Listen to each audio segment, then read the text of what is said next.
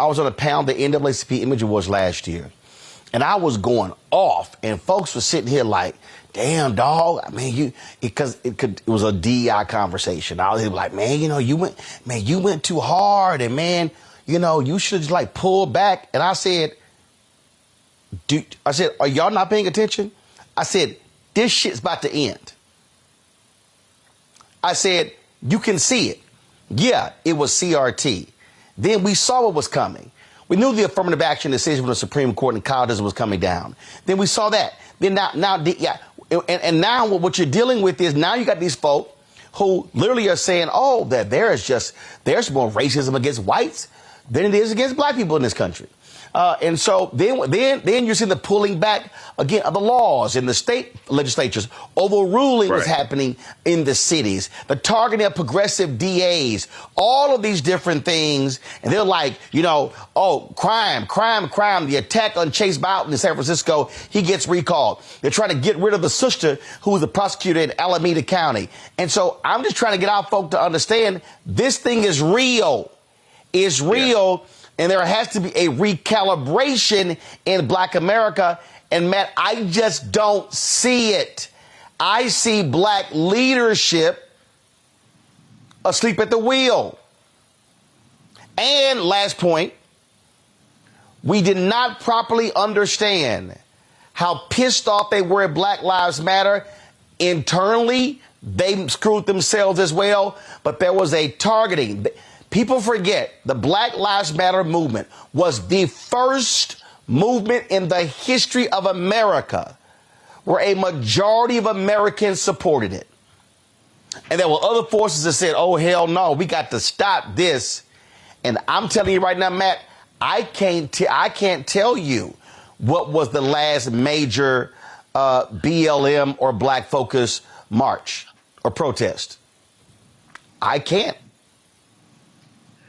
Well, maybe I'm cynical, but I think that presumes that was true support rather than support coming from self-interest. I think a lot of that was people trying to make themselves feel better and trying to make sure they didn't miss the topic du jour. But whether people were doing the work and continuing to do the work, they weren't doing it before and they're not doing it after. And I think as it relates to black leaders, I think we have to be honest in our assessment of anything. And I think sometimes, we get too placated by sound bites and by a check and by getting, that one sphere of influence where somebody's getting a soapbox on which to trumpet their position. And it looks like that is tantamount to real progress moving forward with society. But we know that that's not the case, because not only are black people being killed in the street, not only is unemployment still an issue, not only are a lot of the issues that we still have an issue, we see courts that are in an all-out assault against our rights and against the protections of what needs to be there to ensure that there is basic addressing of these inequities. And what we're seeing now, for instance,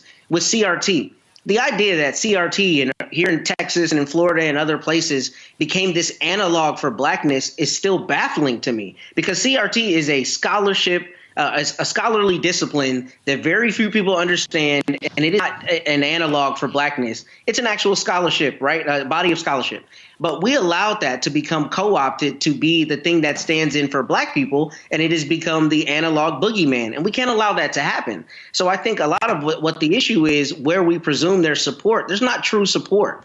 There's self-interest, and it's self-interest masquerading as support. But beyond that, the biggest part, I think, is sometimes we overestimate how dangerous we are viewed, dangerously we're viewed collectively. And what I mean is, I think black people are unfortunately often expendable and leverageable. When it's advantageous to be on the train of a black issue, then you see people doing that, i.e. corporations.